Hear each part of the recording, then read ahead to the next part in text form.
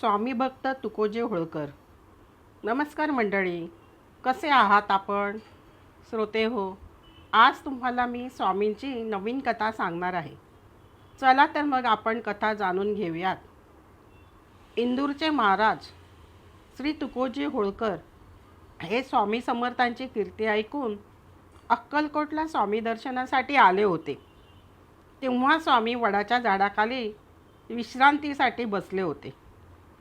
महाराज लगबगीने त्या वडाच्या झाडाखाली गेले.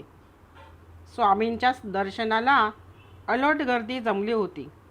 त्यातून वाट काढीत काढीत ते स्वामींपाशी पोहोचले. स्वामींचे तेज पाहून श्रीमंत तुकोजीराव होळकर अक्षरशः दिपून गेले. तुकोजीरावांनी स्वामींना साष्टांग नमस्कार घातला. त्यांचे चरण घट्ट धरले. स्वामी समर्थांच्या या वैभवापुढे आपले राजवैभव खूपच फिके आहे याची महाराजांना जाणीव झाली. स्वामींनी एक कटाक्ष टाकून तुकोजीरावांना विचारले, तुमच्या राजवाड्याच्या परिसरात एक आंब्याचे झाड आहे का? राजेसाहेबांनी तात्काळ उत्तर दिले, एक नाही तर 2 आंब्याची झाडे आहेत. हे उत्तर ऐकल्यावर स्वामींनी आपल्या डोक्यावरील जरीची टोपी राजेसाहेबांच्या दिशेने भिरकावली. तेव्हा तेथे जमलेल्या लोकांनी स्वामींचा जय जयकार केला. स्वामींनी राजेसाहेबांना टोपीच्या रूपाने जणू कृपाप्रसादच दिला होता. राजेसाहेबांनी ती टोपी आपल्या डोईवर घातली आणि स्वामींना नमस्कार केला. त्या क्षणी त्यांना आठवले की गेल्या जन्मी आपली आणि स्वामींची अबूच्या पहाडावर भेट झाली होती. स्वामींनी आपल्या या भक्ताला ओळखले होते, म्हणून स्वामींनी त्यांना पूर्वजन्मीचे स्मरण दिले होते. या पूर्वजन्मामध्ये राजेसाहेब गायीच्या रूपात चरत असताना स्वामींनी त्यांच्या पाठीवरून हात फिरवला होता. त्याचा परिणाम म्हणून या जन्मात ते इंदूरच्या राजघराण्यामध्ये जन्माला आले आणि इंदूर संस्थानाचे राजे झाले. स्वामींची कृपा एकदा का झाली का देवाला हेवा वाटावा असे वैभव प्राप्त होते याची जाणीव जमलेल्या लोकांना झाली.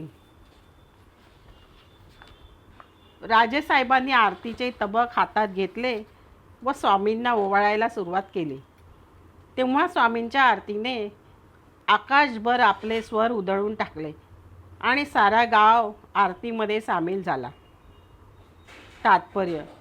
श्रोते हो, आतापर्यंत आपण स्वामींच्या खूप कथा ऐकल्या, श्रवण केल्या असतील, वाचल्या असतील. प्रत्येक कथेमध्ये स्वामींनी भक्तांना वेळोवेळी मदत केलेली आहे. पूर्ण त्यांचे जीवनच पालटून टाकले असे पण काही कथांमध्ये आहे. आळशी लोकांना मात्र धडा शिकवून कामाला लावले. आता या कथेतच पहा ना, तुकोजी होळकर हे मागील जन्मी गायीच्या रूपात स्वामींना भेटले. गायीच्या पाठीवरून स्वामींचा हात फिरला आणि दुसऱ्या जन्मात तुकोजीराव होळकर राजे झाले. आहे ना चमत्कार. पण त्यासाठी अतिशय महत्त्वाचे म्हणजे सतत स्वामींचे नामस्मरण, मानसपूजा, सेवा, सत्संग अवश्य करावे. मग नक्कीच स्वामी धावून येतात. श्रोते हो, आपणास कथा आवडलीच असेल, कथेला लाईक व सबस्क्राईब करून कमेंटमध्ये जरूर सांगा. श्री स्वामी समर्थ. माझ्या कथा ऐकल्याबद्दल खूप खूप धन्यवाद. श्री स्वामी समर्थ.